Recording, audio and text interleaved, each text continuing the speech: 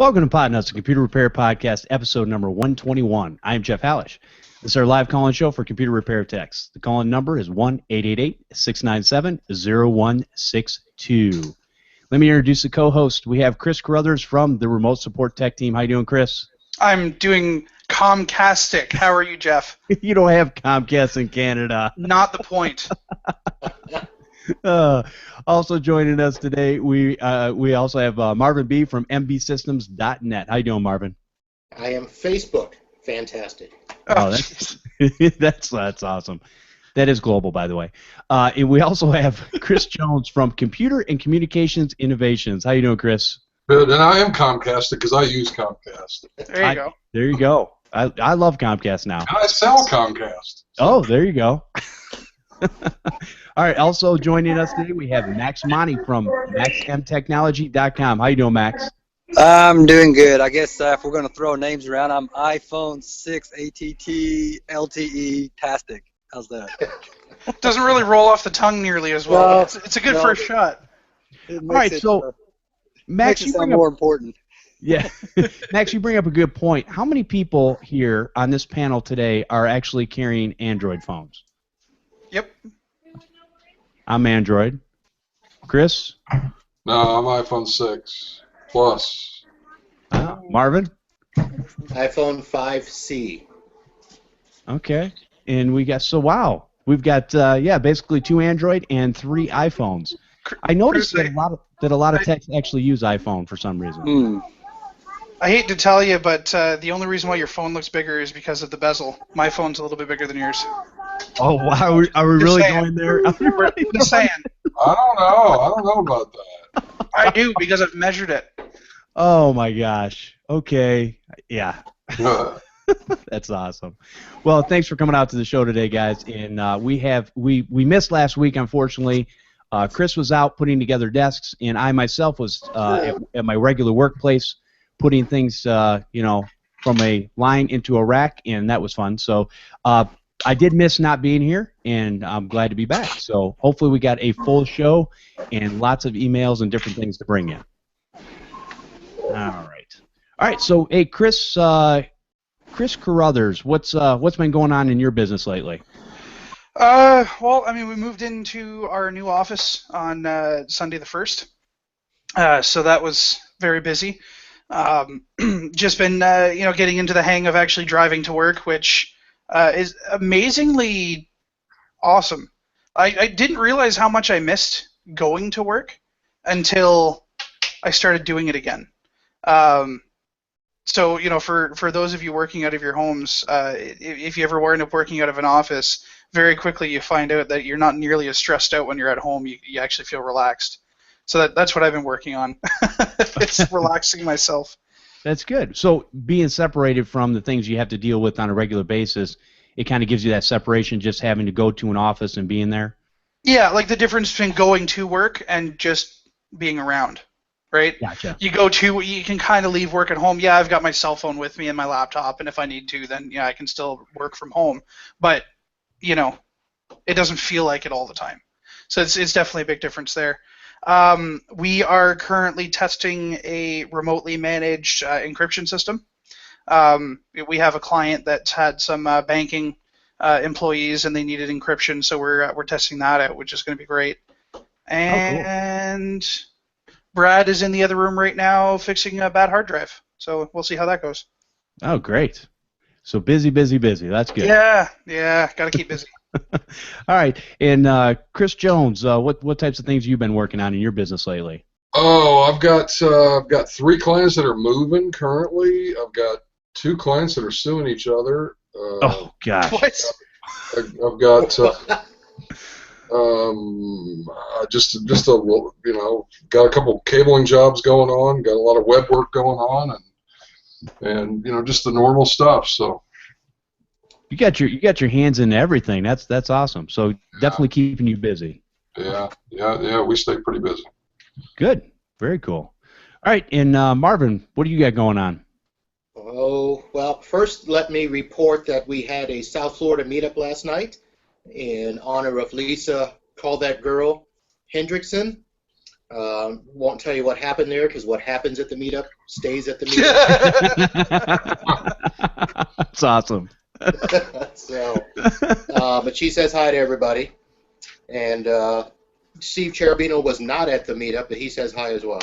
Okay, very cool. And business-wise, not really much in terms of big goings-on. He just finished an 8x8 VoIP rollout last week. That was fun. And probably the two most interesting stories is I had a company call me that I hadn't heard from since 2007.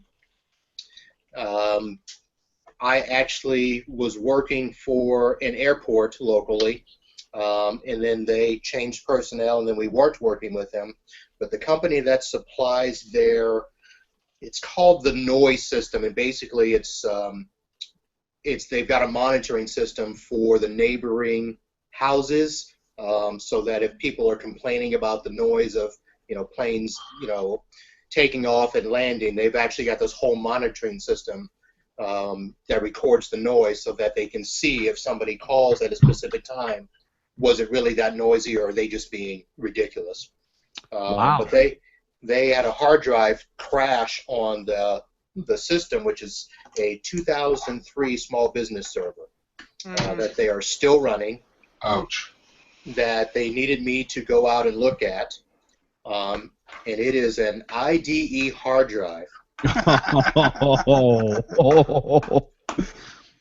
So I basically got to go on site, and I mean I did get the system up, but apparently there was a tech there who couldn't even get it up, but I at least was able to get it up and show them, okay, look, it's this is a bad system here. So we had to ship. The company that actually supplied the server shipped out a new drive. They actually had a similar system, and they actually loaded everything up. But I get to charge 2 hours for basically going out and telling them, yes, you have a bad hard drive.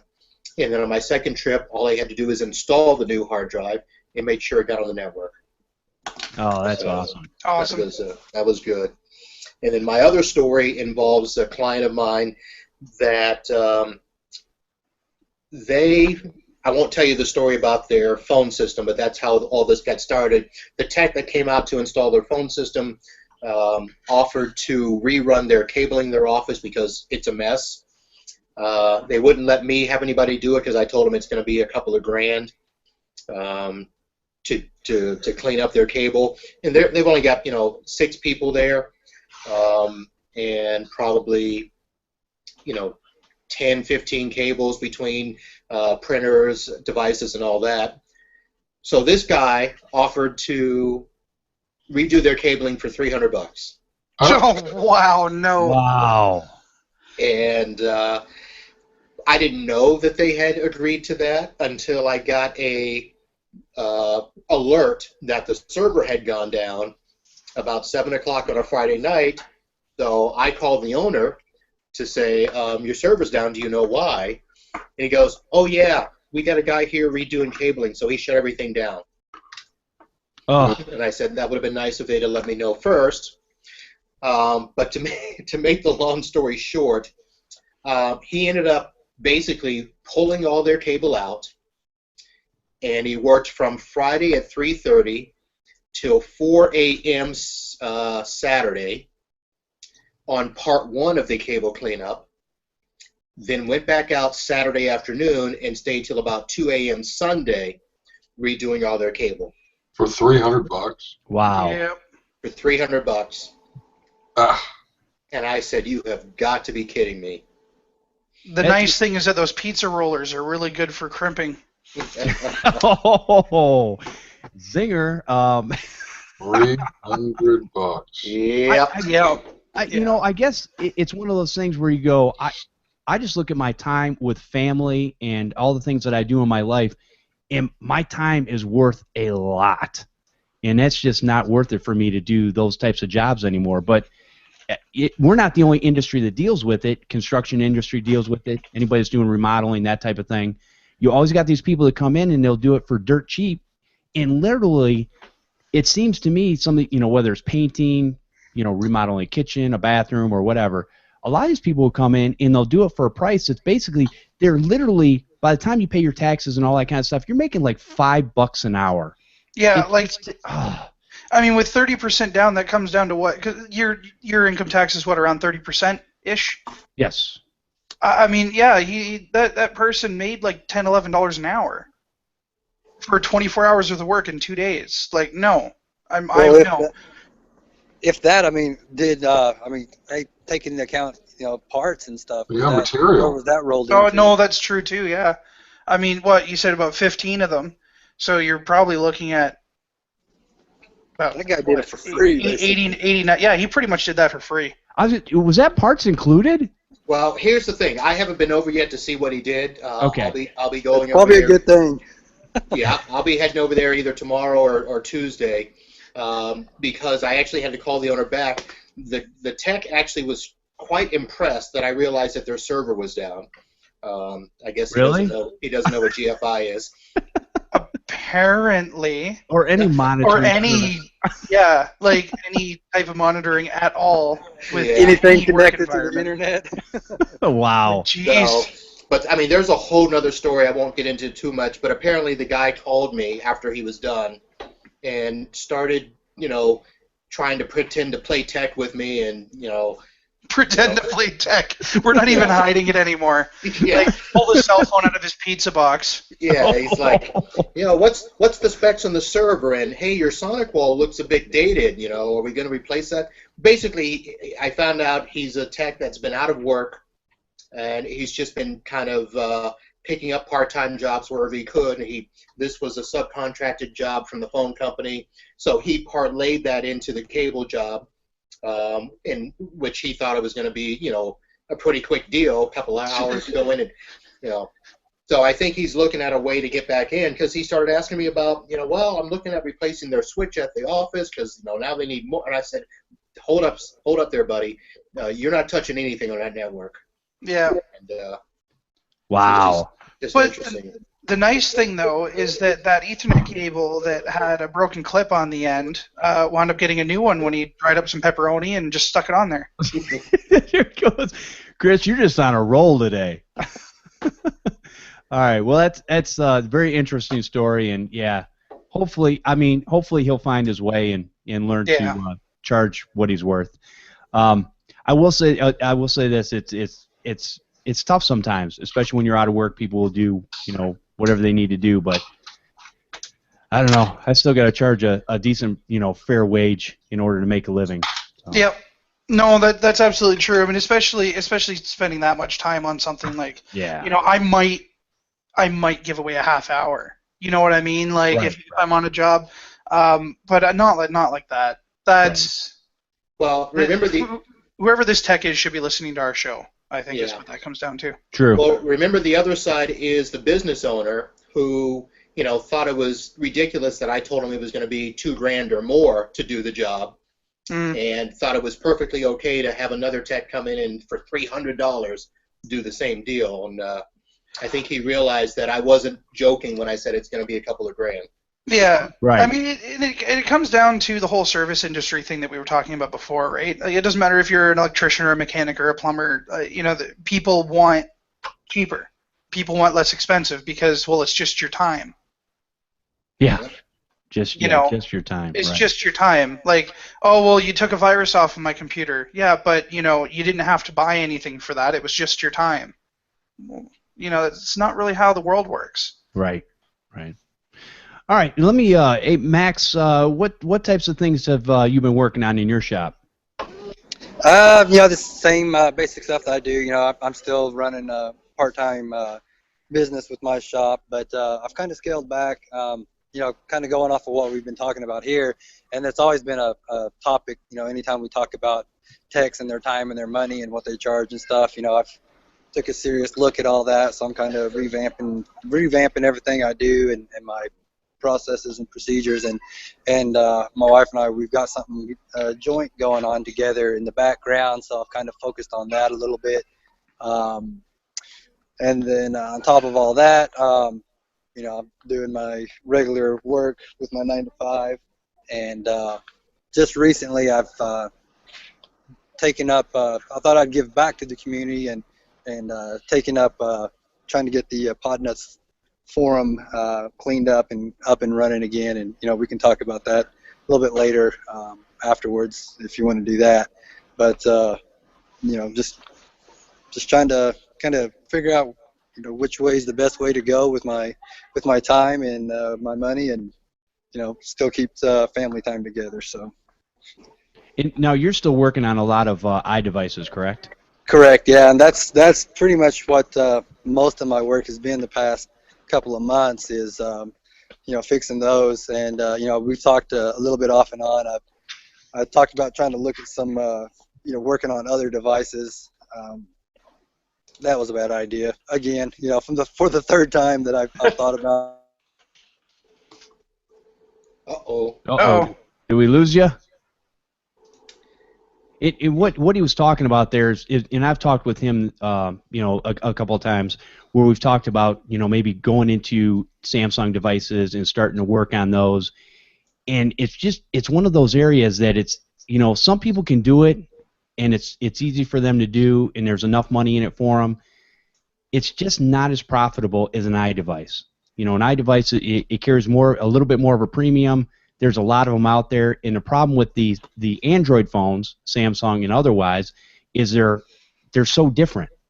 They can be, even from a standpoint, they can even be slightly different from AT&T to Sprint, same phone. Mm-hmm. And so you've got to look at all these, and that's from which side the cable, the power switch cable is on or whatever. So you really got to look at, how you can do this effectively, and if you can actually make a decent amount of money tearing these things apart and putting them together.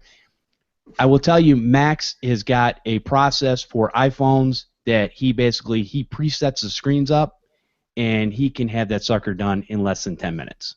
So that's awesome. Yeah, he's got a process, and it works for that particular device. So he's trying to do that with some of the other devices, and it's just not. It's not going to be the same. Unfortunately, Apple hardware is always going to be the same, no matter what carrier they're on. And I mean it's interesting that you would bring that up too. Like we're not advertising for local services right now for a lot of obvious reasons. But we did have an iPhone come in and what was the other one? The Google Nexus phone come in. And I mean the Nexus, by the time you're done, unless you're buying a whole bunch of screens, we figure about an hour labor. And I mean, by the time you buy enough screens for it to be profitable for you even do that, customers don't want to pay that price, but they'll pay the price for an iPhone, which you can get the screens cheaper apparently. So that's it's a weird market. Well, I think what it comes down to is how many parts are made for such a device. And when you're talking about the same device in an iPhone, you're going to make millions and millions of parts versus the other ones. Maybe not as much. No, I mean that's true. The market share for iPhones are pretty high, and when it comes to buying anything, the more that's being made and the less demand that there is for it, the cheaper the parts are going to be. Yep, exactly. But, exactly. Yeah. That's sorry about that, guys. I got dropped off there. Started talking about Androids and stuff, and I got kicked off. I don't know. Yeah, we kind of carried on your conversation, and basically we're saying that you're probably not finding it as profitable. And it's not as easy to do the Android phones with the same process that you use for the iPhones. Exactly, because I had ordered a screen. Customer came in, had fixed. Her husband had an iPhone. I fixed that, no problem. A couple of days later, she came back and she had I forgot exactly what it was. It was one of the Samsung semi-common models, and she wanted, she had broke it and wanted it fixed. Screen alone on it was like $230. Yep. I was like, why? I mean, an iPhone 6 Plus screen right now, they're about $250. It's a new phone, but I can still see why.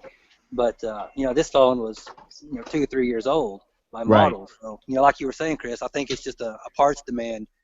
Whereas most Android phones, they roll over so quick. Yep. And an iPhone, I mean, it's going to be good, for a long time. iPhone 4, I'm still getting repairs on those. So.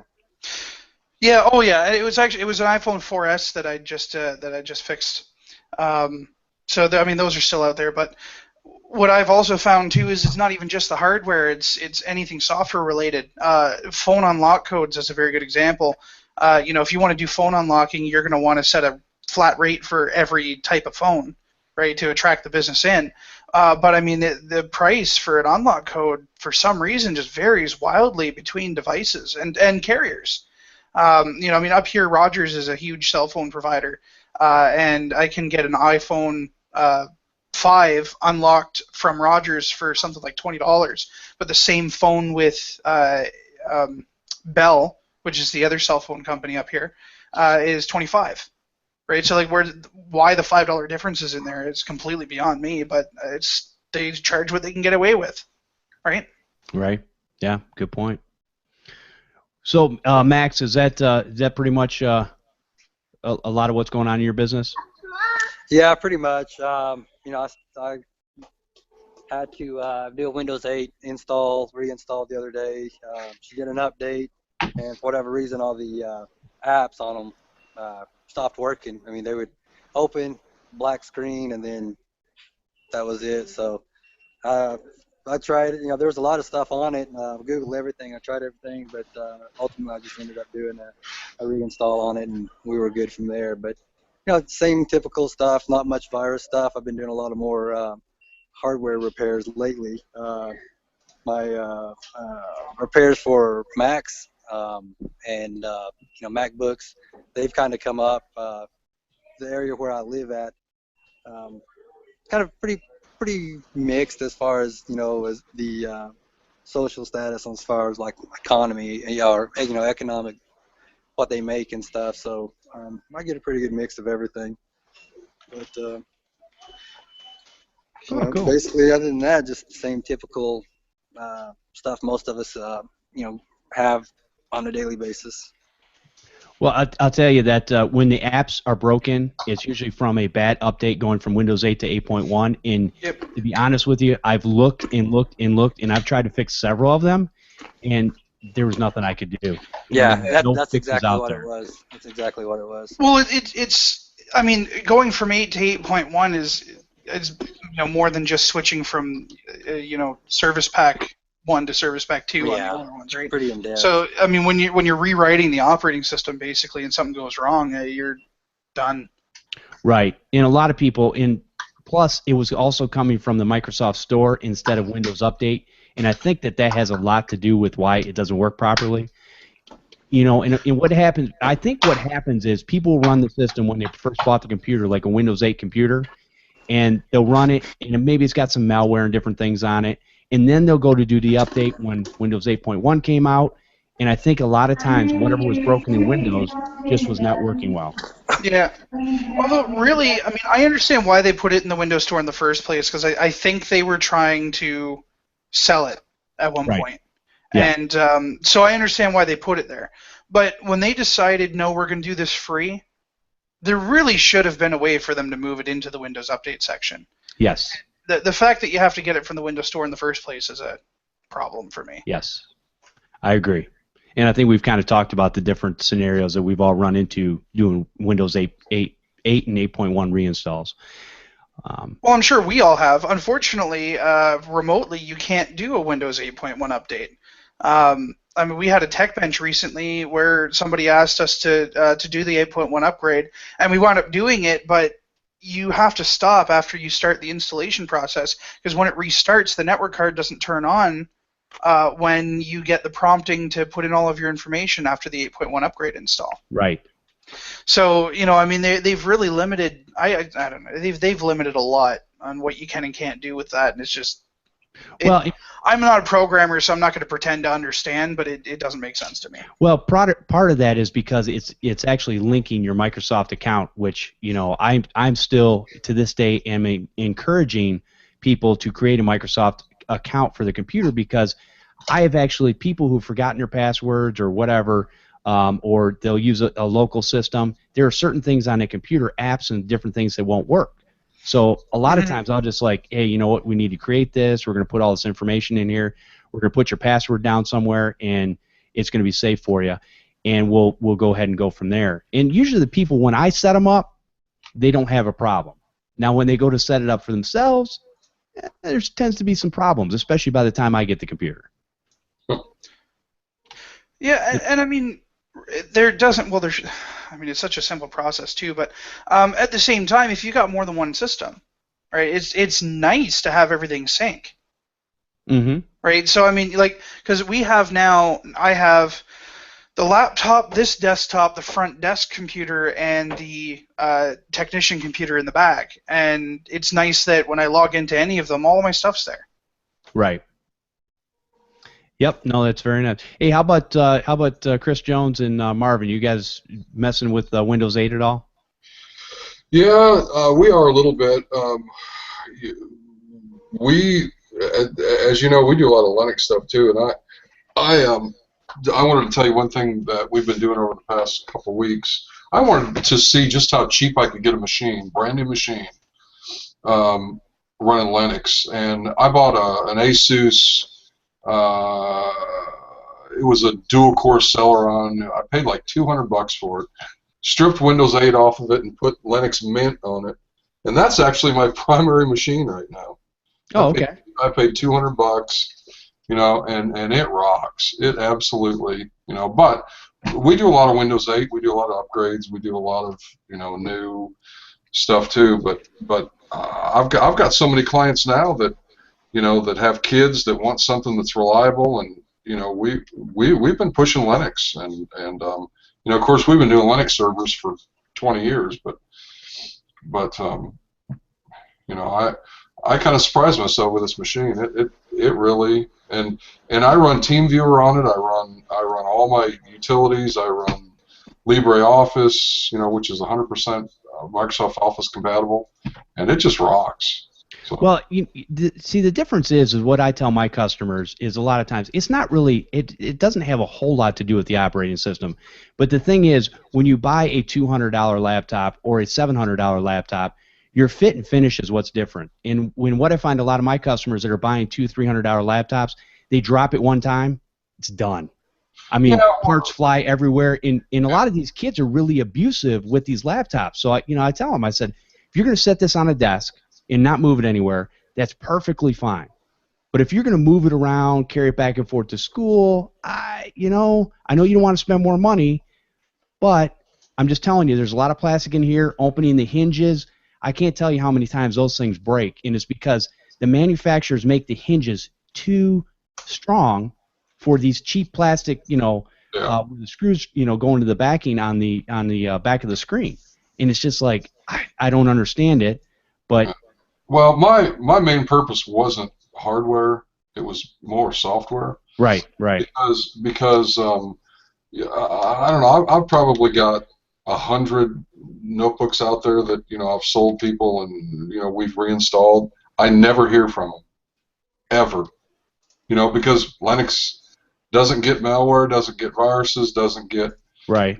And I don't. Well, yet. Right? What? Yet. No, See that?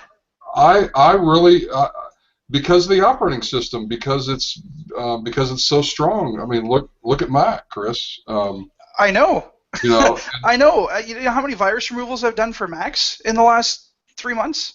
I've done a couple, but it's nothing like the malware and spyware, and I just don't think that that's going to be an issue like Windows. It'll never be an issue, and here's the reason why. And I've explained this to people before, and some people believe me, some people don't. If you take all the fast food restaurants and put them all together, they will not ever touch the revenue of a McDonald's. They just won't. McDonald's has got the system, and it's there. And guess what? McDonald's is never going away. And the same thing with Microsoft. They've got the system, and it's out there. And so if I'm a malware writer and I want to make money, I'm not going to attack these other systems. I'm going to attack the system where most of the people are. Yeah, but that's not true, Jeff. Oh, okay. Because think what the Internet's built on. The Internet's not built on Microsoft. Oh, I know. It's built on Linux. I'm just talking about from getting I'm talking from a customer standpoint of getting infected on their machine. No, I know, but if somebody was going to write viruses, the core operating system is the same on my Linux Mint desktop as it is on a Linux Mint server. The only difference is that you're running, you're running different packages, Apache and other packages. So and all of our servers, we just don't have the issues that we have with Windows.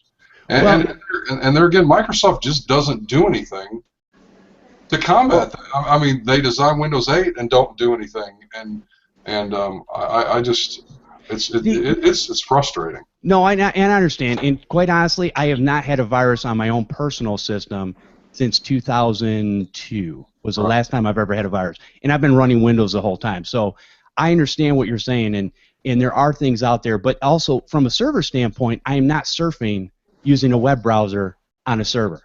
I'm using a server as basically a place for databases, a place for a pass-through. I'm not really using it as a residential customer would normally, or an end user would normally use that system. So it is a little bit different, because let's face it. What's the two main ways that people get attacked today? Email and your browser. Even drive-bys and stuff like that. So again, that's just the stuff that I look at. And I'm not saying that Linux is not safer, and maybe it is a good, it's good for end users. All I'm saying is, a lot of times the fit and finish on these machines is kind of the difference is not so much the hardware, and that's fine if you can put Linux on there and people can use it and it's whatever. But a lot of times what's happening I get people with broken hinges and things all the time, and it's because these $200-300 laptops, they knocked off the couch and it fell and hit the side of a chair, and now it's all busted in pieces. And I go, yeah, that back, we can get it. It's going to be $100. And they're like going, well, I could just buy a new one for $200. We'll buy a new one for $200. And that's what you're going to have to do. And nobody's saying that Linux isn't safer right now, and that's absolutely true. And it's never going to get to the point like Windows is. But I honestly think that if we have more and more and more people using Linux, and if they surpass the market share of Apple, you're going to see the people that are writing the infections and writing whatever it is that they're writing for Macs start to switch over. So it's not going to be impenetrable forever. And I was trying to tell people about this with Macs for a long time. Don't buy a Mac because you don't think you're ever going to get a virus on it, because it's just flat out not true. Eventually there's going to be something to get you. Right. True. Yeah, and these are all valid points and good points, and I just think you just have to weigh your options and see what's going to work better for you and your customer, and and how they operate in their day-to-day lives as far as using machines. I mean, that's great if you've got 100 of these machines out there and these people aren't calling you for anything because they're good. I mean, that's great. Yeah. Kudos to you. And I found data recovery is easier on a Linux box. My Windows machine, my main Windows Lenovo notebook, I still got to reboot it once a week. A couple of my Linux desktops, I don't think I've rebooted them in 2 years. So it's kind of and I'm not bashing Windows. I mean, I like Windows, but the durability and usability of Linux Mint is so compatible now with Windows that it's kind of scary. Well, and I've heard it's a very light operating system as far as Linux distros go. Yeah, it is. And it's very sweet to install. And just like I said with data recovery, I had to recover a drive the other day, a Windows XP machine, and for some weird reason, I had problems on two of my Windows machines getting it to come up, and my Linux machine, I found it, found the partitions fine. So it's just kind of weird, but. Oh no, it's always been that way. There's been a lot of a lot of people that use Linux tools. Basically different. You log into the systems, it's not pulling that that Windows format and stuff up, and it's able to recover the data. So I mean that's normal. There are getting better and better Windows tools that are coming out, but yeah, it's the same reason. A lot of people, I don't know whether people know this or not, but back in the day, and this wasn't too long ago, an AMD processor or an AMD, like an NVIDIA chipset or whatever for an AMD processor will actually read drives better than an Intel processor will. Right. And I don't know why that is. It's just, but it's just the way it is. And so, I've always had a bench machine that I've kept as an AMD just because 9 times out of 10 when I plug a drive into it, it can read it. Right. Where I've had problems with Intel processors being, it's like if it doesn't like something, it just shuts off and says I'm done. Right. That type of thing. And I use Wireshark a lot too, just for sniffing packets and just trying to kind of find out what's going on. And I love it on Linux. So Okay, cool. So anyway. Marvin, anything to add? Wow. As we went all over the place. I wasn't actually listening to any of that, so.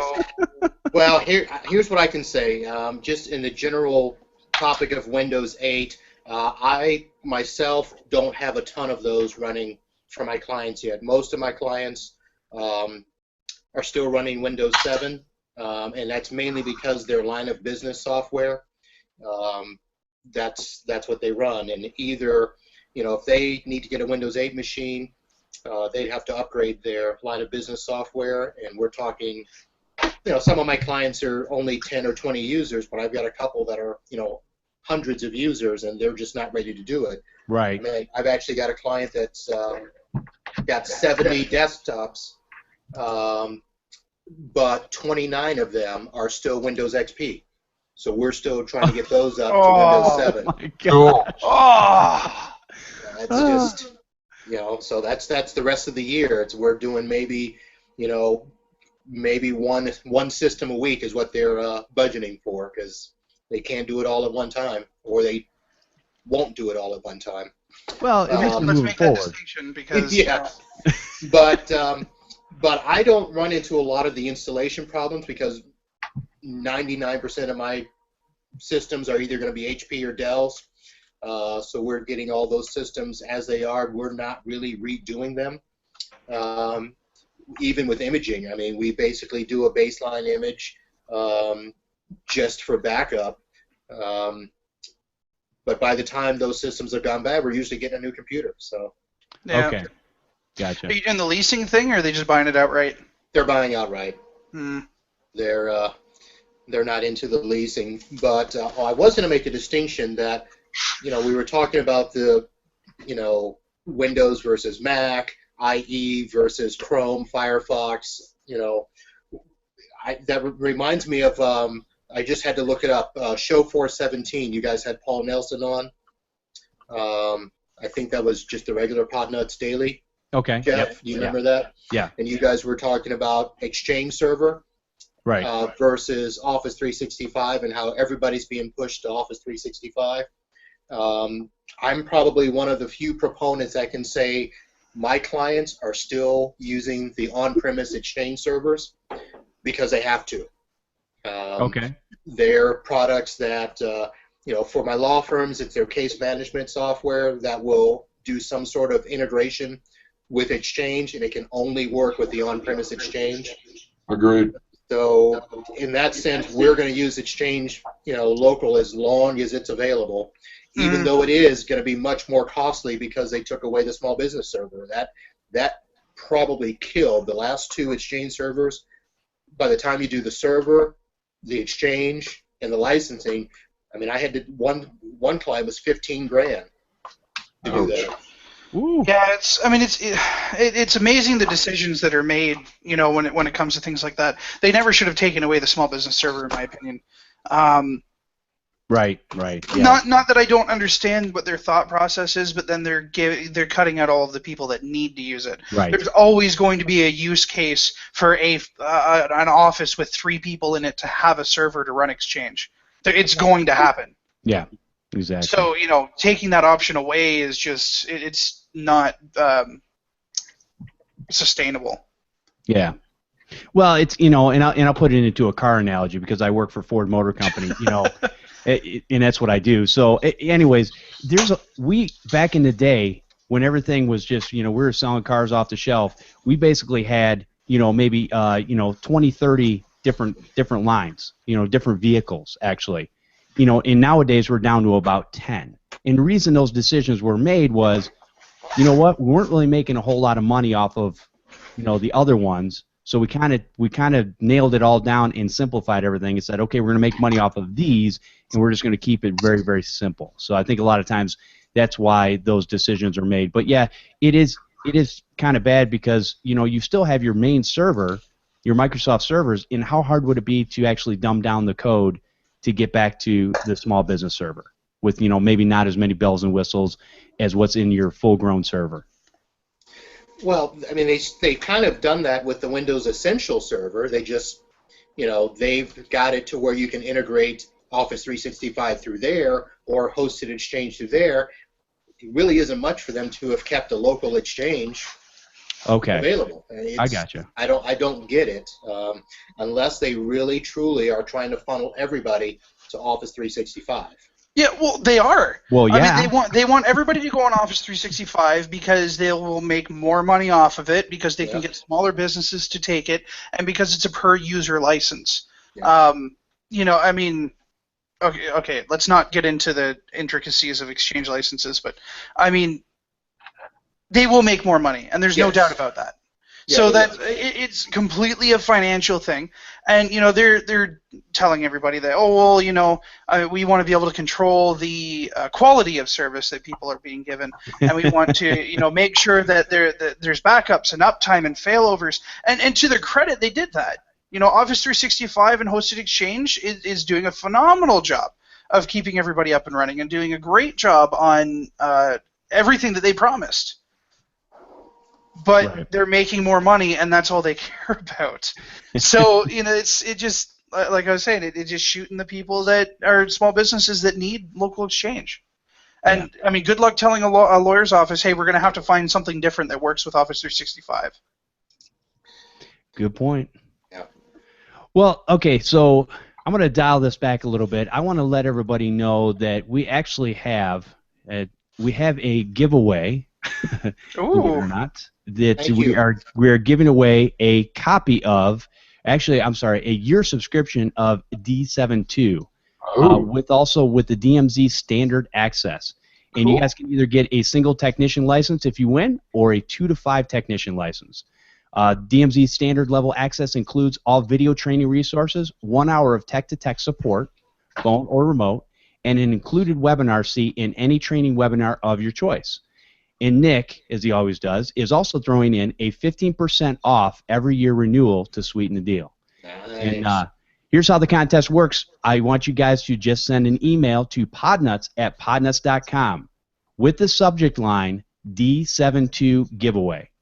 Okay. In the body of the message, have your full name and contact email, and you can also put the name of your computer business if you so choose.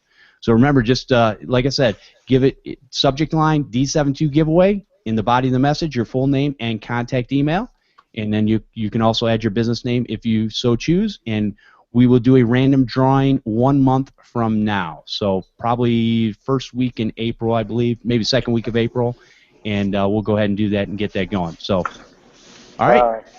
That's a great giveaway. I mean, yeah, the monetary value on that is pretty high. It's a lot, yeah. So we just want to give back to the community and give back to those that are supporting us and following the show, listening to the show, and sending in emails and all kinds of things that you guys do to make this show what it is. I mean, quite honestly, a lot of these shows are actually driven by the feedback we get from the audience. Without that feedback, we'd just be sitting here a bunch of talking heads, and I'd have to make fun of Chris Moore or something like that. And, I thought that's what we did. Well, it is kind of when I'm bored, but anyway. So, but yeah, just like I said, we're gonna be running this for the next month, and then we'll do a random drawing, and you guys can win that D72 1-year subscription with DMZ standard access. So you guys are lucky that I wasn't involved in the decision-making process for this, because I'd be asking for a 250-word essay. I had to make it simple, and we can't. Yeah, I had to make it simple for most Want of an myself. essay, and you're going to tell me why I should give you this license? No. All right, so we have one other subject from the guys over also at Repair Tech, over at RepairTechSolutions.com. They're coming out with a new thing called Project Kabuto. Okay, and basically what this is it's a system that you can use on, the way I look at it is residential computers, and it basically will give you or give the customer some feedback if they get a Windows crash, or something doesn't open right, or Windows Update doesn't work or something like that. There's going to be different alerts, and what it will do is it will pop up with a little pop-up with your logo and everything on it and all your information and say, hey, if you need help, click here, and it will automatically send an email to that technician. And they've got some different price things that they're working on. It's going to be very, very inexpensive, so inexpensive that you're going to be able to put it on every computer that comes in your shop. And at least that will help you a little bit kind of monitor, maybe not self-monitor, but just monitor, and when something goes wrong, people will be more inclined to contact you back and get the problem taken care of before it gets so bad that you end up spending hours trying to fix this thing. So that's the way I look at it. So if you guys go over to kabuto.repairtechsolutions.com, you can sign up for the mailing list, and they'll let you know when it should be live. They said in 3 weeks or so. So that's what we're looking at for that. I told Ian that he'll be on. Ian Alexander, one of the founders of Repair Tech Solutions, he'll be on the 22nd. So we can ask him more questions then and see where they're at. All right. Let's get some emails, because we've got a lot since we weren't on the show last week, and you guys have been participating, so we're going to get through some of these. All right, so this one is, hello, Jeff and Chris. I was wondering what you guys use for creating a multi-install USB stick. I've been trying to get Easy to Boot to work, but I'm having a heck of a time getting the UEFI ISOs to load with it. All right, anyone on that? Yummy. Use multi-installers? I don't use multi-installers. I use Yummy. It's really good. Okay. It's from Pendrive Linux. It's a multi-boot USB creator, and I actually create a Yummy stick that's got all kinds of stuff on it, so it works really well. I believe it's. Let me look it up. It's pendrivelinux.com, and you can find it on there. Yeah, and that was one of the ones that I had sent back to him in the email response. That was one of them. And then also Brytech also came up with a video on doing a multi-boot installer, and I've used that. The problem I've been having is with the multi-boot installers, I'm having the same problem with the UEFI in the new UEFI BIOS in Windows 8. And a lot of times I'm not able to get the system to be able to boot from the multi-installer. Now a straight distro on a USB stick, no problem. I can get that to run almost every time. So and I don't know if it has something to do with the multi-installer or in how it operates, but I've had the same problem. So anyone else? Max? Marvin? I don't use multis. I just go straight distros. All right, sounds good. So there's our feedback on that. The email was addressed to us anyway, so. Yeah, I don't know why you even asked me. Max, did you say something? Yeah, I was going to say that a couple of weeks ago, Yummy, I started using that, and I've got Windows 8 and Windows 10, and I used that to boot up, and I hadn't had any problems with that. Those are the only two distros on it. Okay. But yeah, I hadn't. But then I got another stick that just is. It's got the Easy Boot, and I've got everything else on it. But I think I'm going to try to put everything else on the Yummy, because it's just it's a lot easier to use. It's yummy. Yeah, it's very yummy. And yeah, waiting for it. I bought a couple of 32 gig sticks to basically make a couple of those, because I'm gonna play around with it a little bit more. And that's good to know that you've been able to get it to work with the Windows 8 and Windows 10. So I'm gonna definitely give that a try and see if we can get that going. All right. Is there a trusted site or utility that you can use to locate newer drivers for hardware? And basically what I gave him was I said, I've also been playing around with this for driver installs and updates. You can go to technibble.com/snappy-driver-installer. And the Snappy Driver Installer will do what, some of your other distros have done in the past, where basically it will look for the drivers that are on the system, any drivers that are missing, it will update them, and it will also pull in new drivers and get you loaded up. So I've been playing around with it. I haven't had 100% success with it, so your mileage may vary. But it seems like a very easy-to-use program. And I will tell you, by the time I downloaded everything, it was about 8 gigs. So there's a lot of drivers in there. Anyone else? Hey, Jeff, where'd you say that was at? I'm looking it up. It's if you go to TechNibble did a review on it. It's technibble.com/snappy-driver-installer. Gotcha. Here, I'm going to link it in the chat here. Thanks, buddy. Appreciate that. Got it. All right, and then number 3 is, Chris, is there a way we can get Jeff to embrace Linux? Why? So this is what I wrote back to him, Chris, before you comment on that. I said, I don't think Chris uses Linux either, except for some tools that we all use. Linux is great if you have plenty of time to play with it. The funny thing is I can say what all the Linux people say. With Windows, I don't get viruses. My machines don't blue screen unless I'm overclocking. And Windows works perfect for me 100% of the time. And so he says, love the show, guys. Keep up the good work and content. And that was from Gordon. Thank you, Gordon. Appreciate the feedback on that. You sure that wasn't addressed to Chris Jones? It might have been.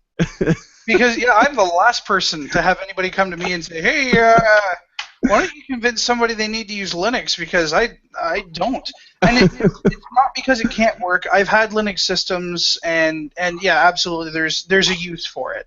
Especially if you have like a bench machine and you want to set it up for cloning and all of that. Linux is where I'm going to go for that when I build that machine. But I mean, for day-to-day use, I am a Windows person through and through. Most of everything that I use is Windows-based. I'm a gamer, which having Linux is almost death. So yeah. No, I had a hard enough time convincing Jeff to go to an SSD, which I thought was a good idea, and still do. But Linux is not something I'm going to try to convince him. I love my SSD. Right? It's fast. Wait, is that sarcasm, or are you actually there? No, it's fast. You're there now? Perfect. Oh yeah. When I went to, actually, I'm running a Windows 10, instance off of an external or a hard drive I plug into my computer. Yep. And it's a spinning drive. And it is so slow when I boot into that system. Right. And it's like, oh my gosh. It's like, it's true. Once you go SSD, you can't go back. No, you can't. And it's hilarious, too, because my system in my office Marvin's here smiling. I'm smiling because it took us an hour after post-show to get you to go do it. Do you remember that? Yeah, I And we finally convinced him after the show he had to go drive up to, I think it was Staples or something, and go pick it up because it was fine. on sale. I did. I actually Yeah, did. and you did. But no, the system that we have at the front desk here, because we have I didn't say that, we have a new administrative person, Diane, who's she's working with us now, which is awesome. So I set up a computer on the front with a touchscreen for her, and it's one of those all-in-ones. And I sat down and started using it and wound up pulling my computer out of my office and bringing it out there because I couldn't handle the fact that it wasn't my i5 16 gig of RAM SSD system. And I don't like waiting for anything when I click on it. Right. Oh, that's so, yeah, it's if you spoil yourself, you're stuck there. You can't go backwards. Exactly. All right, so this is a very interesting, and I would definitely want to get to this email. This is definitely interesting, and pay attention, people, because this type of stuff is still happening in all of our businesses. It says, Jeff, I'm a PC repair technician based near Edinburgh in Scotland, specializing in remote support. Yeah, kin to Chris. One of my customers fell for this scam several months ago, and I repaired the damage caused by them. Despite my instructions to put the phone down on them if they call again, my customer allowed them remote access to his computer after they called 2 months later, with the offer to refund his money. This time, he told them that he refused to pay anything more to them and to the Windows team, and so the Windows team, in air quotes, hung up on him. I then got a call to say his computer was infected with the 10-10-10 virus. On investigation, the symptoms were a warning message shortly after booting up to the effect that the computer would shut down in 5 minutes due to this virus. There were no mysterious startup processes. It was only when I looked further I discovered the Google Chrome was starting automatically. I thought no more of it until that I spotted it was being fed a parameter of Windows/System32/shutdown.exe with a 5-minute timer and the virus message. Awesome. Yeah, it's like, wow. So a very simple and apparently benign startup entry which gave the impression of an infection, very sneaky of them. And yet another reason why these scam artists should under no circumstances be allowed to connect to a computer. Keep up the great work with the show, and hopefully this tip will help some other techs out there. Brian Davies. Thank you, Brian. Appreciate that tip, and that is good to know. And if we ever run across it, I will definitely look for something like that. These guys are getting slick. They really are. No, they are, and they're getting more and more practice on what they're doing, which just means that there are more and more people falling for it, unfortunately. But, I mean, this is also an opportunity for you to reach out to all of your clients, right? You know, if you've already got a mailing list or if you don't start one, and write up a newsletter. And, hey, you know what? Here's a story of something that happened to one of our clients. So we're sending this out just to remind everybody that Microsoft doesn't know who you are. They don't have access to your computer, and they have absolutely no idea whether you're infected or not. And, I mean, most people aren't. Well, I shouldn't say most. About half of them are going to read it. Half of them won't. And hopefully the half that do read it will remember when that phone call happens. That's a great point, Chris. Yeah, something I didn't think about because I'm going to do that because that Absolutely, is you are. Customers need to know. Sure, absolutely. You have your constant contact set up yet? I actually use the marketer and repair shopper. Okay. So I'm all good there. I've got my it'll take me like all of 3 minutes to write it up and send it out. Yep. No, that's definitely an awesome tool to use. Actually, I should talk to you about that later on to find out how you're using that because yeah. Very cool. Yeah, we switched over to repair shopper. Right. Yeah, I knew that. Yeah.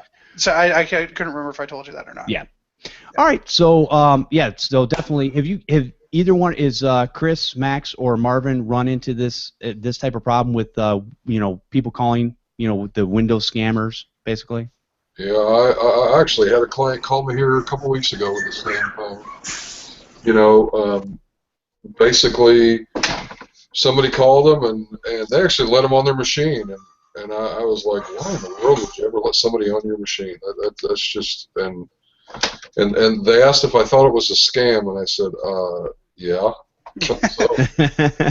But yeah, I've probably had 3 or 4 calls over the last maybe 6 months, just asking me if it was a real thing or not, and I said, well, do you really think Microsoft would call you? I mean, really? Right.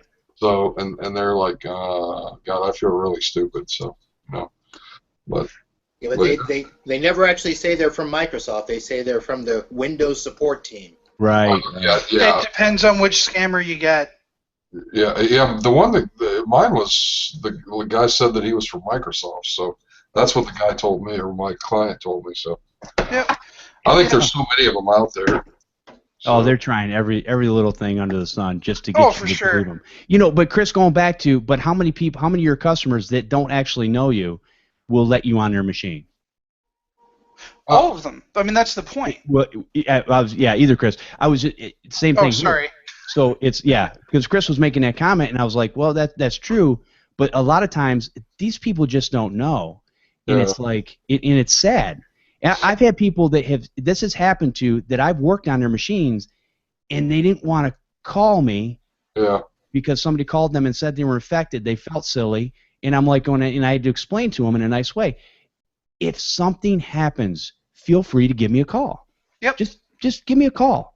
Yeah, and well, email. They think we're going to charge them so they don't call. I think that's right. What, they always hold off. But. Yeah, and you got to, I think what that comes down to is you got to tell people that, hey, you know what, I'm not going to charge you if you call to ask me, hey, listen, I got this phone call, or hey, this guy's here. if you can establish yourself, and I mean, Chris, and I know that you do because of the type of business that you do, where I am your IT person, that's me, and you're not calling anybody else.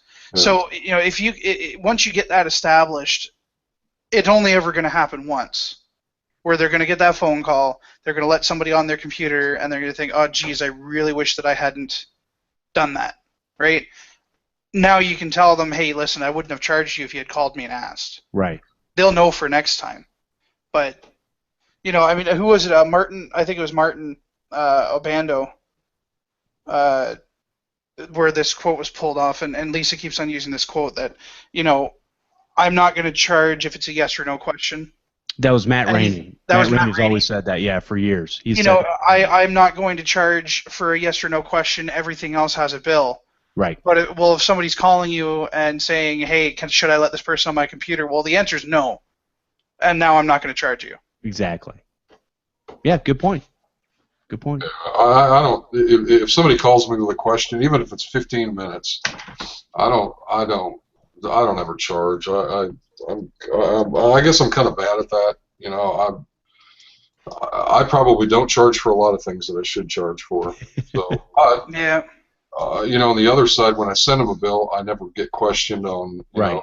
And it's kind of that thing. So, but. You got to build in that rapport. You got to build in, whatever if you have the time to do that, and that's not a problem for you, there's nothing wrong with that. Yeah. It's just a lot of times, depending on people's size of their businesses, they can't always maintain that level of, hey, I can spend 15 minutes with every customer on the phone, 4, 5, 10 times a day. Yeah. If it's every once in a while, that's fine, and I do the same thing. I don't charge for each and every time, but you're right, Chris. The same thing is that whenever I do charge them, it's never a question. I could charge them whatever I wanted, to be honest with you, within reason, and they just pay the bill. Right. Yeah. I don't ever get in, squabbles about billing. So, and like I was saying earlier, those two clients that are suing each other, I had one big client. Another company bought out half of them, and I decided actually to go with the other company and do their work because they were in the same building, they were at each other, and now they're suing each other, and it's just a complete nightmare. And it's kind of a, but that was kind of a weird story there. So. Wow. Yeah, and that, I hate stories like that. I mean, especially when you wind up in the middle, because at some point there's going to be some sort of a question involving the network that you're going to have to come in and answer, and all you can do is hope that you're not going to be asked by both sides. Yeah. Yeah, and I was being asked by both sides. That's and at one time I was asked to delete some files, and and I'm like, really, dude? You really think I've got 25 years worth of experience? I'm not going to delete files for you or for anybody. So exactly. Nope. I'm going to stay as far away from all of this as I possibly can. I've had people that have called me panicking because they somehow they left their desk and somebody came by and basically, supposedly from them, and it could be true or maybe not, but their computer's infected with porn and all kinds of other things, and they're like, they don't want to take it to their IT, and they're like, well, I understand if you format this and put it back together, basically that's not erasing all the data. I said, well, that's correct. I said, if the data that's on there right now is not being overwritten by something else, it's still on there and it's still recoverable. Yep. I said, but he was like, oh, well, can you, is there a way to delete all the data? And I'm like, yeah, there is, but I'm not getting into that. Nope. I said, you know what I would do? I said, quite honestly, I said, if you're telling the truth, you didn't do it. I said, just have your, just go ahead and format the machine, bring it back to him, go, I don't know what happened, whatever, and go on about your business. I said, if you feel that strongly about, getting in trouble for something you didn't do. And, so I don't know what happened with that situation, but you can only do what you can do, so. Yep. All right, so let's, I was just going to say, Jeff, in response to that, I usually tell people I'm not going to put anything illegal on your computer, and I'm not going to help you do anything illegal with your computer. That's a good point. Good, solid information right there. Oh yeah, no, absolutely. I mean, even Martin, I'm sure you don't have to deal with this nearly as often as other people do, but I mean, there are plenty of times where we've, as our white label, have been asked to, work on a computer, and you find out that, well, it's a pirated version of Windows, or there's all of these things wrong, and we really do need to take a moral stand on things like that, because if we don't, who's the one that the companies are going to go after? Right. Microsoft's not going to go after the end user. They're going to go after the repair shop. Yep. So, we need to protect ourselves more than we have to worry about whether or not someone's going to get embarrassed. Right. Exactly. No, I don't mind telling people if it's pirated, there's nothing I can do with this. That's, you're on your own. I said, I will tell them. I said there is a label on here with a legitimate software for this that came with this computer that I can put back on there, no problem. Oh no, I don't want to do that. Okay, well that's fine. Yeah. You're on your own. Or even I mean, back when they did the Get Genuine, do you remember that, the Get Genuine pack? Yes. I still have like 3 boxes, like 3 CDs. Okay. From the Get Genuine pack, and same thing with well, not refurb licenses, but like different versions of licenses to get people legal, and you work with Microsoft and you figure something out. And I have no problem taking that extra step to help somebody. Right. But if someone brings me a computer and they're like, hey, you know what, I'm having all these problems and Windows Update doesn't work, and I get in there and find out that it's a pirated version of Windows, my answer is not going to be to reinstall the pirated version of Windows to make it work again. Either you make it legal or you take it out of my shop. Right. Exactly. Right? So you gotta, you gotta protect yourself. It's the only way to go. Hey Max, I know you're a little quiet there because you're in a Walmart, but you want to weigh in on this? Well, it's kind of got a broad span at this point, hasn't it? Yeah, pretty much. There's nothing broad about computers. Do you ever get this type of situation where somebody brings you something illegal and you got to deal with it, or Yeah, I've had it a couple of times. And, just like Chris was saying, it's like, hey, they'll bring it in, or that happens a lot with iPhones too. I had a kid bring it in, and he's like, hey, can you fix this screen? I was like, yeah, I can probably fix that screen. It's no problem. I was like, no problem. I'll put it on my bench. I'll get to it. And I didn't think anything about it. I was working on some other ones. It had like a really small crack on the screen, like in the top corner. I was like, it's pretty usable, and it's going to be like $100. You want to, can you afford that? You want to afford that? He was a high school kid, and I was like, he's like, oh yeah, I want to resell it because I'm going to upgrade. I was like, okay, no problem. Well, I'm sitting there, and all of a sudden it starts going off. I'm like, okay, what's it going off? Well, it's Find iPhone. Oh. And I'm like, oh, okay. So I looked at it, and sure enough, but about the time it started going off, by the time I got back in there where the bench was, the battery went dead on it. So I didn't mess with it. But then I started charging it up, and I charged it back up. It came back on again, and then about 20 minutes later, I had another customer of mine that I've worked with. She came up and she goes, "Do you have an iPhone in here?" I was like, "Yeah, I actually do." And then I made her verify it. Yeah. And then I was like, "Yeah, I thought that was a little suspicious." Oh wow. So yeah, people, that's the thing is people try to scam, and the great thing about it is they'll try to scam you on something tech that they think they know what they're doing, and it's more than obvious to us that hey, this ain't right. Yeah. So depending on what it is, I'll let it go. Like that one, I'll just kind of let go. I could have easily turned it over to the sheriff and made a big deal out of it, but I didn't. But like you say, I've had some systems come in there and need to be updated. Oh. No, this is not the time for him to go. I wanted to know what happened with the kid when he came back. You still there, Max? Is he gone? Oh, it's like starting a movie on Netflix and then the internet going down. So yeah, it sounds like he didn't do anything with the kid itself or kid himself, but basically got the customer back their phone. Yeah.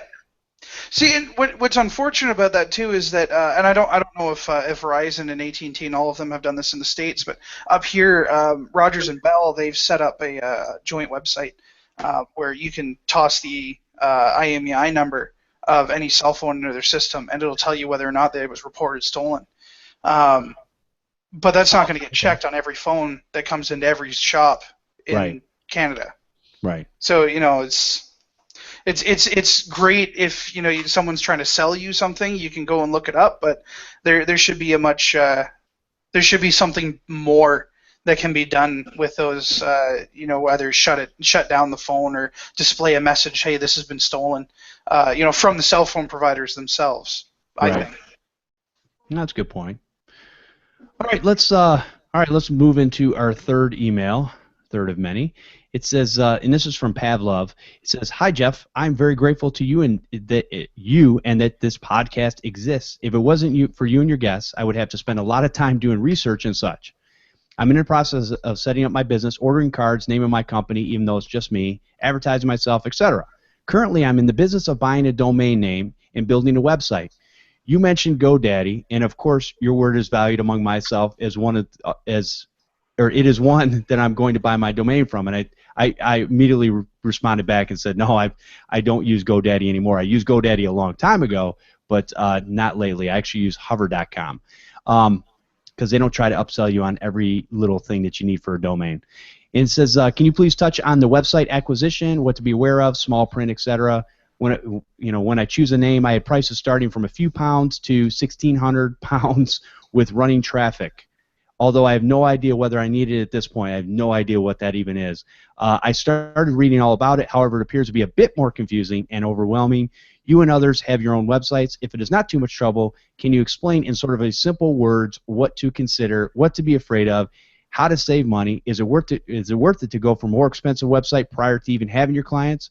How to make your website appear in the upper part of Google search, etc. Thank you very much in anticipation for answering my question. Kind regards, Pav."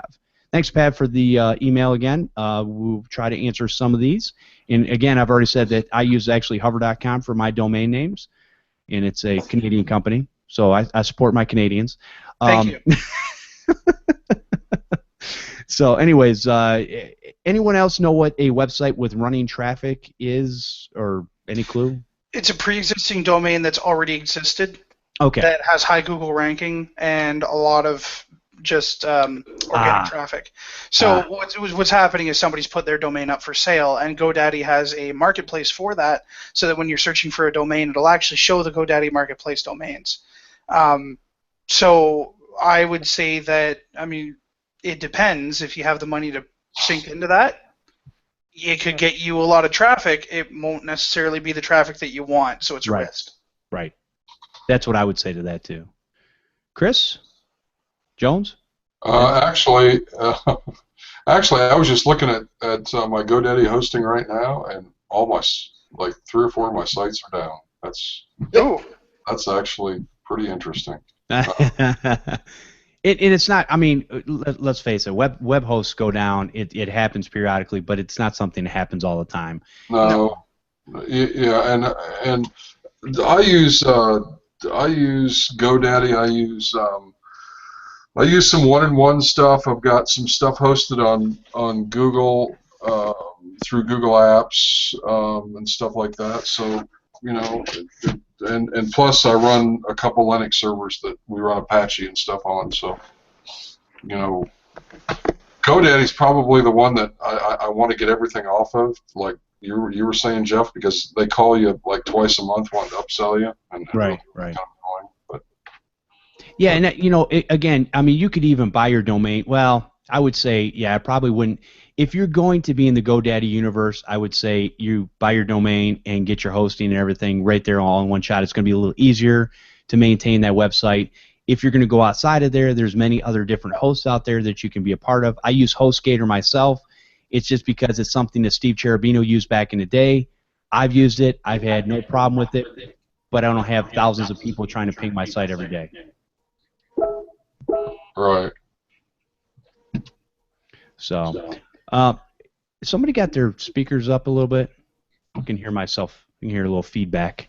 All right. Looks like it went away. Probably Max with his pinging us, letting you know he's at the checkout. Yeah, except he's on mute right now. Okay, so basically just you. And I told him, I said, Matt Rodella is coming out with Tech Site Builder.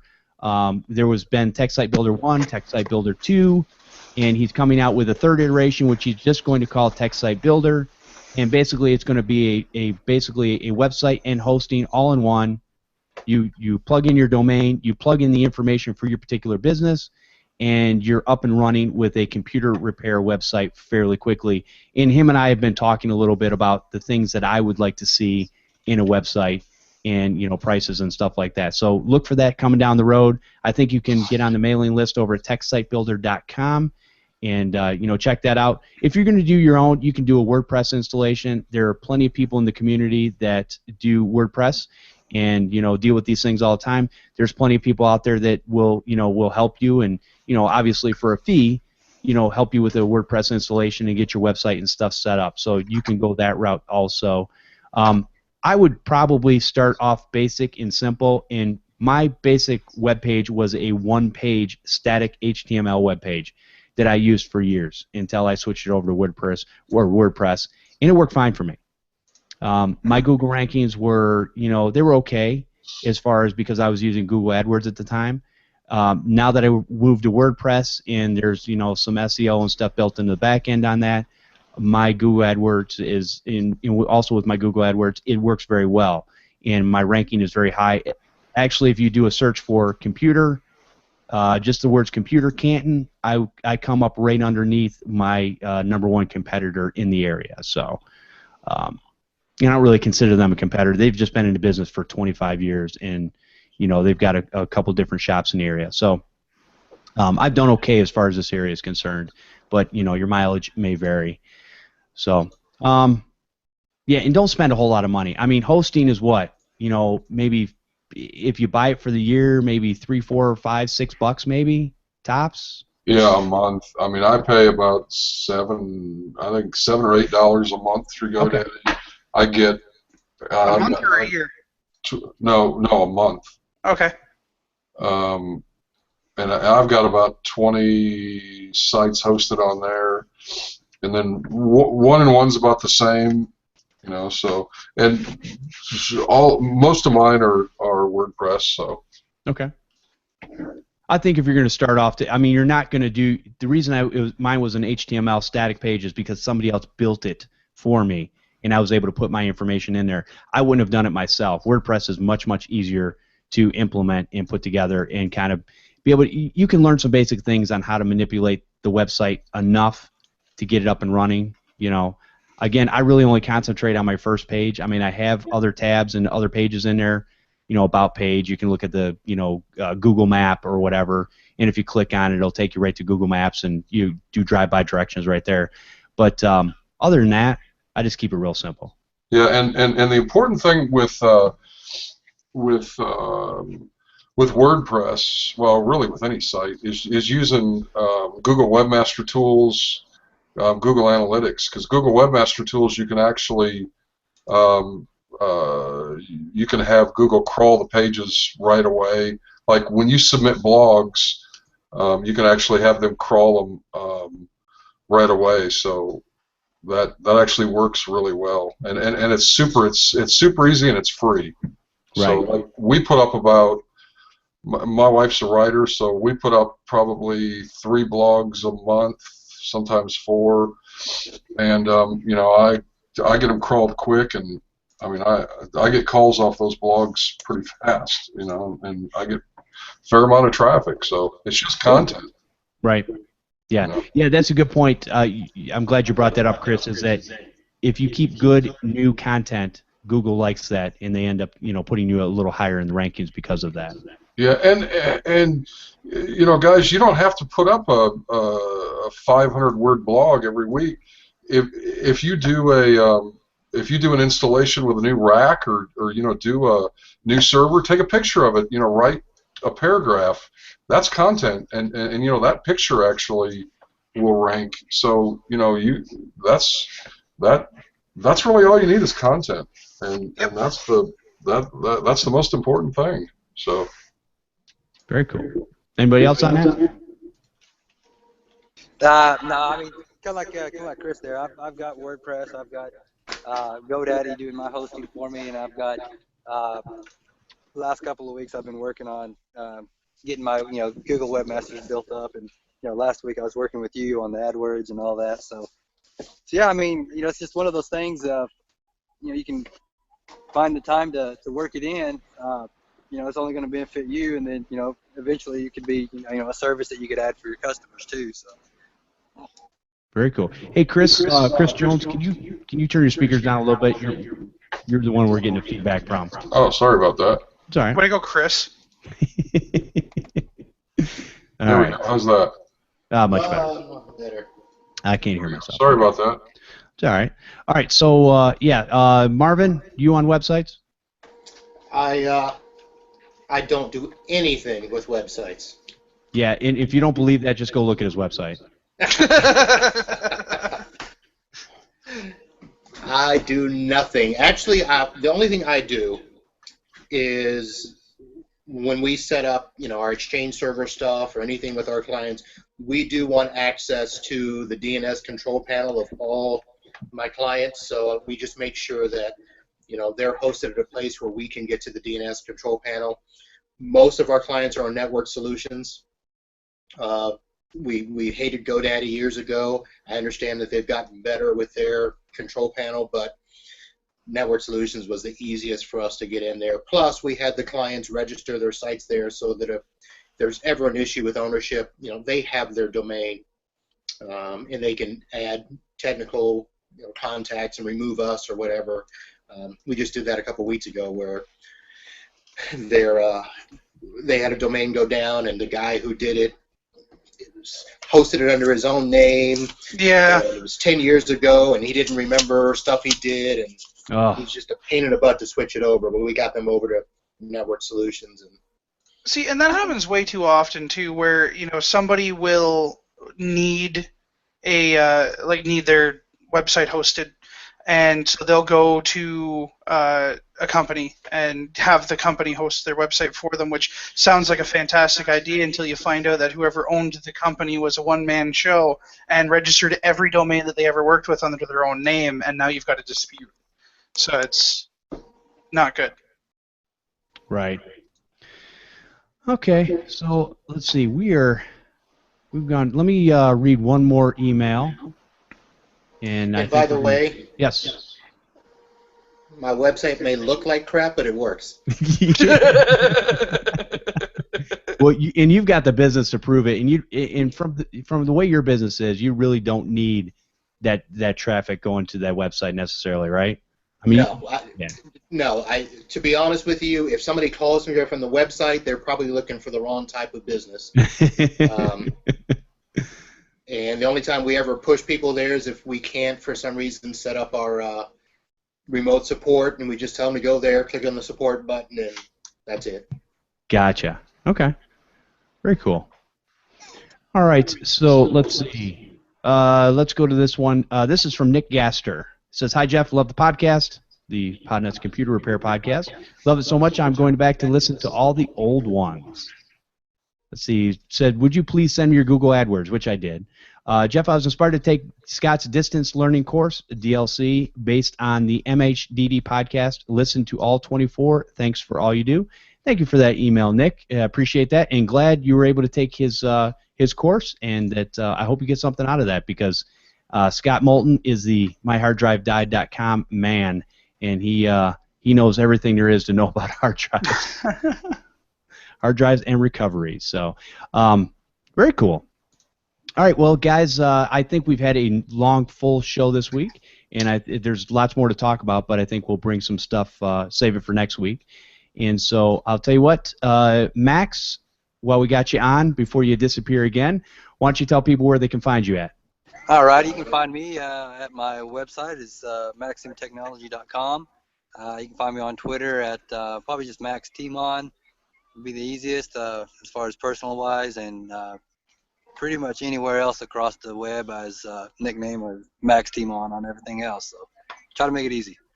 Excellent. Well, appreciate you coming on the show and visiting us from a Walmart. It was horrible. Anytime I was speaking, that's when all the racket started happening. Of course, that's the way it is. All right, appreciate it again. Hey, Marvin, why don't you tell people where they can find you at? Well, you can find me through my lovely-looking website. What is that website? Marvin at oh no. Uh-oh, did we lose Marvin too? Oh, no way. Wow. All right, Chris, why don't you tell us where we can find you at? I better do that before I get disconnected. Well, I'm Chris Jones. So, my name is Chris Carruthers from Remote Sports Tech Team. We do white label support for IT companies. You can get us on the web at www.rstechteam.com. You can email us, info@rstechteam.com, or you can give us a call, 866-568-2813. Very cool. All right, now Chris Jones.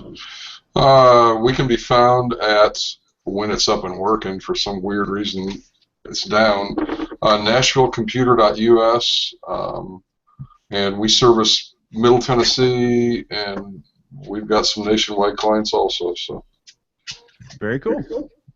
All right, and Marvin, where was that website again? The lovely mbsystems.net. Awesome, man. Appreciate you coming out. Appreciate you coming out, Chris. And Max, it's been fun.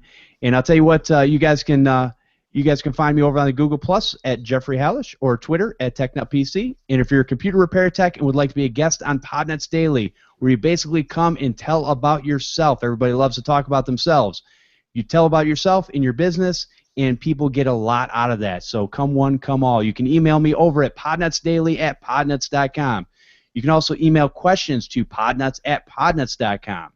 And don't forget, we have a D72 technician giveaway. So definitely sign up for that. All you got to basically do is send an email to podnutz@podnutz.com, and all you got to do is put in the subject line D72 giveaway, and in the body you have your full name and contact email, and also the name of your business if you so choose. So that just appreciate that. You guys can also leave a voicemail at 1-888-697-0162. If you guys would do us a favor, leave us a rating and review over on iTunes. That lets more people know what we're doing over here. And you guys can also help support the Podnutz Network. Next time you're shopping at Amazon, go to podnutz.com/Amazon. And I want to thank everyone for listening and subscribing to the show.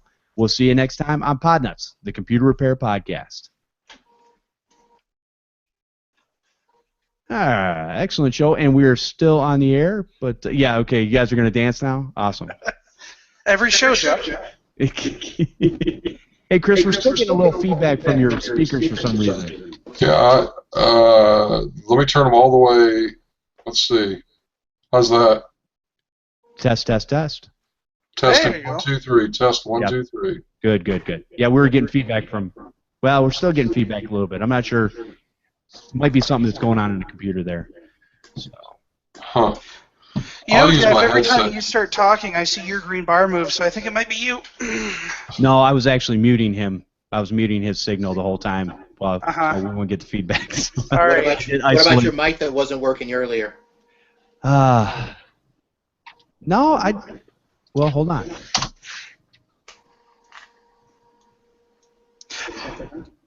Test, 1, 2, 3. Test, 1, 2, 3. Oh, you know what? What's that? Oh, this makes a lot more sense now. Well, don't leave us hanging. Sorry, I've got a client that auto pays his bills by credit card, and my bookkeeper just told me that there's like 6 invoices that didn't get paid. And so I had to jump on that.